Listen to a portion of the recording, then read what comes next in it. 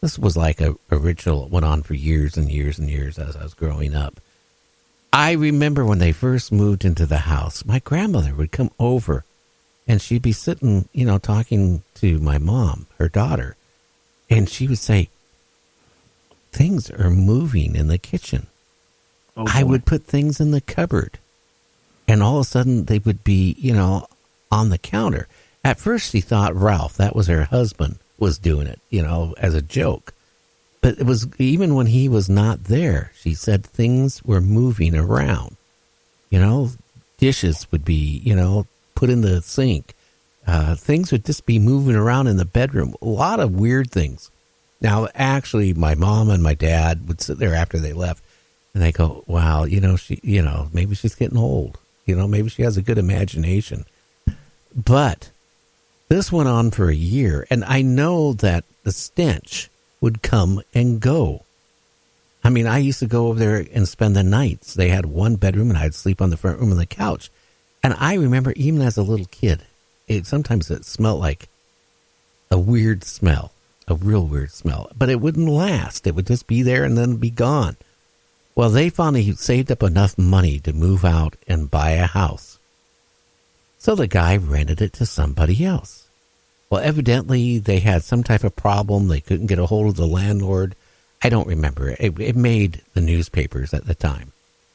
And what he did is he murdered his wife before he even rented it to my, grandparents. And didn't bury her, wrapped her up in a blanket, put chains around it, and put it, between the ground and underneath the floorboard, in the crawl space underneath the house. And wow. the current tenant, it was in there at the time, had to go downstairs for some reason or crawl down underneath the house, and he saw this blanket. And that's when the police got involved, the sheriff's department. The guy murdered his wife, wrapped her up in a blanket and put chains around it, and just left her under the front room. Wow, that you would think if you're going to move or something, you might want to cover your tracks. But that reminds me of the John Wayne Gacy, the same thing. I don't know how many bodies he had up under his crawl space, and he eventually got caught too. Yeah, I think what these people deep down want to get caught. I mean, certainly, if you're going to kill your wife, and why would you put her? If you had to put her underneath your house, that's one thing. But to rent it, I mean, aren't you asking for somebody to discover the smell? I mean, if you kill somebody, they're going to decompose. And, going through this state of, I don't know how long it takes for a human body to totally, go through the age where it's no longer smelling. But could you imagine, I would think I would be terrified that somebody would investigate that smell and go underneath. It's like, I think some of these people are so sick, they want to get caught. Yeah, I think it's psychologically, in their subconscious. But I think Gacy, there was 29 or something bodies he'd buried under there, and that's not counting. He killed other ones. He threw off bridges and stuff, but he'd done that for years. And there was a guy that was not only a public official, but he was almost some kind of politician at one point. And he was a clown, entertaining kids. Can you imagine finding out your kid at birthday party, he was there as a clown, and you find out there's 29 bodies under his crawl space? Boy, oh boy. Yeah, he was some type of, not a police officer, but something else for the city. I can't remember what it was. I just vaguely remember that much. But they said when they went into the guy's house, the stench of rotting flesh was just, they couldn't even breathe. Right. I can imagine. Even out in your area, I think, I don't know if Bundy was out there, but I know the... Bundy did most of his killing here in Washington. And Green River Killer, too, I believe, maybe. Yes. But, so that tells me, that Green River, I bet over the years, there's a lot of dead bodies that have been put there, counting from the Indians to the pioneers up until people have been killed by serial killers.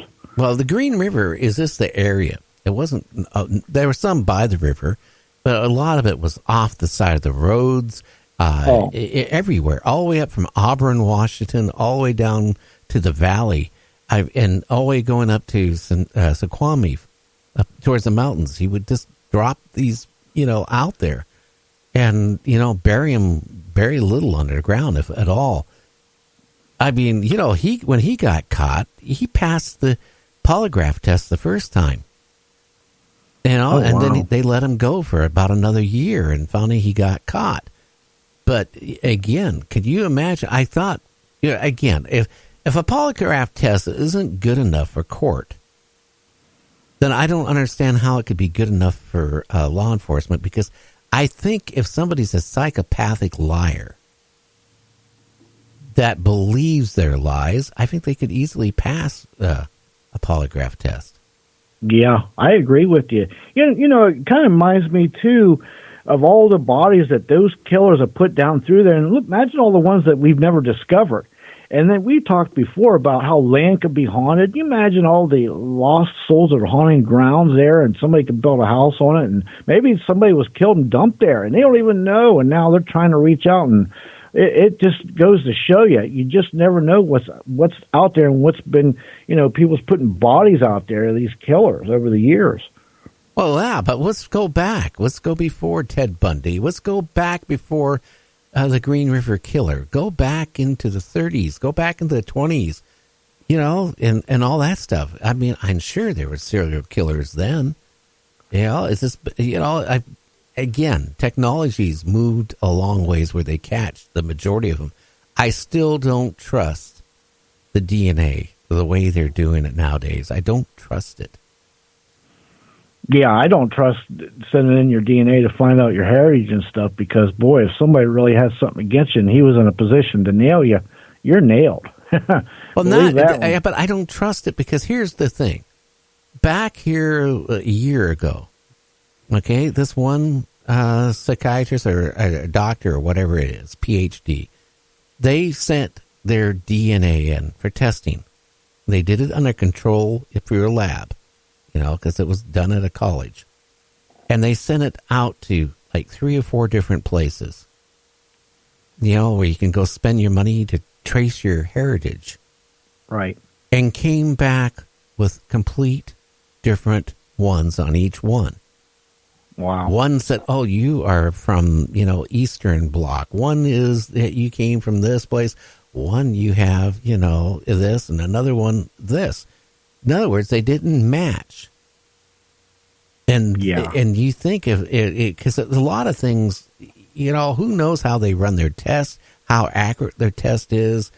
I know DNA has come a long ways, but can you believe that I just don't trust it? I just don't trust DNA that way, what they're starting to try to do nowadays. I just feel that it is too much room for error, and I hate to say it.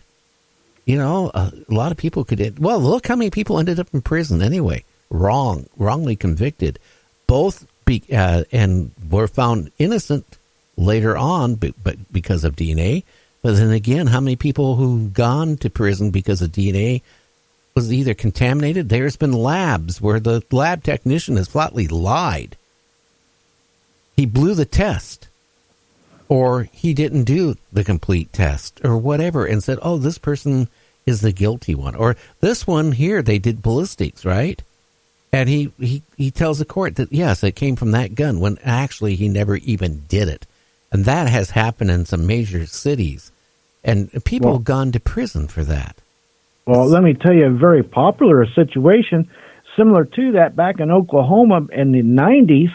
There was I forget what they call him now at the lab there, but he was in coalition with a prosecutor, and he was just lining up these people that, it hadn't been proven, but he was lining up their DNA that would slam dunk their cases. I don't know how many people were innocent, and some of them went on to die that didn't even commit the crime.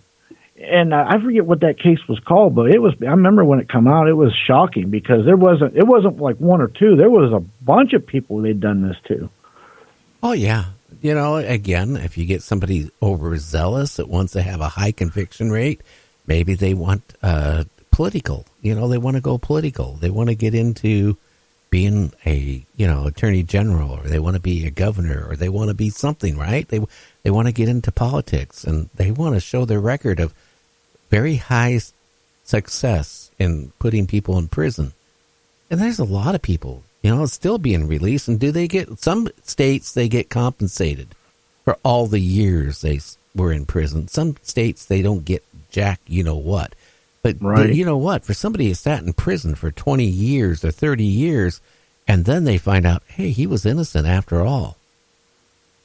I mean, we taken 20, 30 years of their life and left them very little left. And then on top of it, what family they have might have already passed on, or we leave them maybe with nothing. It's horrible.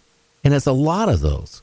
A lot. It is horrible. And not only that, people don't realize it changes you mentally. It changes your outlook on life. You turn into an animal. You got to be an animal to survive in there. So, and you probably got PTSD, and it ruins you mentally. It just does. How could you imagine being innocent? And you got all that on your mind and your mental, and you're in there 20, 30 years, and then you're released. How do you even blend in? Well, how can you keep from all of a sudden you get in an argument with somebody, and how do you keep your cool? I mean, because you had to defend yourself. There was a case a couple years ago, a 13-year-old boy was sentenced to prison for murder. And he wasn't just put in where young kids were, because the state, that particular state, I can't remember what state it is, didn't have the facilities. They sent him into regular prison. A 13-year-old boy to regular prison to spend his life sentence at 13 years old. Wow. That's rough. That's more than rough. That's not right. No, it's not right. I agree with you on that. Yeah, that's the other thing. These states and some of their laws are not consistent. In other words, what you just said could be totally different from another state. I think they should have consistent laws about these things, and not, well, we can charge this one as an adult, but in this state we can't, and so forth. Well, I know even in our state here, since we legalized marijuana, both medically and for, normal usage, okay, there was a whole bunch of people that were, before it was legalized, they were waiting in the court system to go to jail. The prosecutors had to dismiss all those cases. Then they had to go through and dismiss a lot of the, people that are already serving prison time, let them out. Because they were, convicted, some of them were convicted unlawfully. I don't know. Well, anyway, tomorrow we got Terry L. Cook on about his book, The Duke of Hell. It's finally a fresh, idea of a book on a sci-fi. And it's going to be interesting. It's about UFOs, a commander, and all this stuff. So that's tomorrow on Night Dreams Talk Radio. And then we have some great guests on about, UFOs the rest of the week. So stay tuned tomorrow. Tell your friends about us. Check out our website. I revamped it. It's about 3 times the size and length of what it was last week. Yeah, it is. So everybody have a great one. James, say good night. Good night, everybody. Talk to you tomorrow. Yeah, everybody stay out of trouble.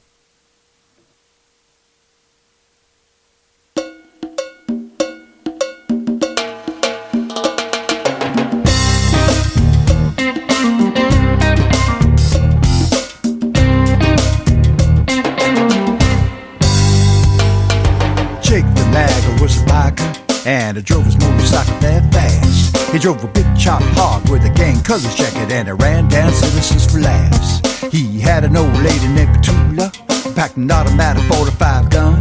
They had just come up from California, where they shot 6 cops for fun.